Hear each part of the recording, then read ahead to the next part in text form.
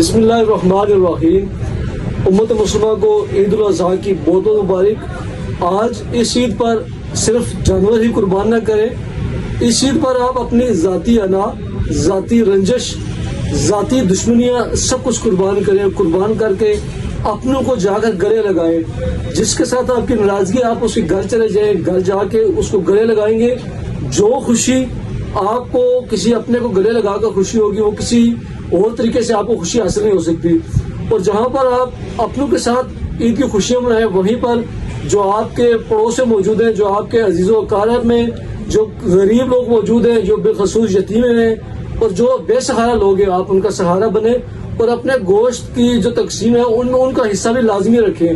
اور تیسری اور سب سے اہم بات، ہماری یہ عید ابھی ادھوری عید ہے۔ ہماری اصل عید اور مکمل عید اس دن ہوگی جس دن مقبوضہ کشمیر بھی آزاد ہوگا اور فلسطین بھی آزاد ہوگا۔ اور جب ہم نماز عید کی ادائیگی کے نکلیں گے تو ہم سری نگر کے لال چوک میں بھی عید کی نماز ادا کریں گے اور بیت المقدس میں بھی عید کی نماز ادا کریں گے۔ وہ عید ہماری حقیقی عید ہوگی۔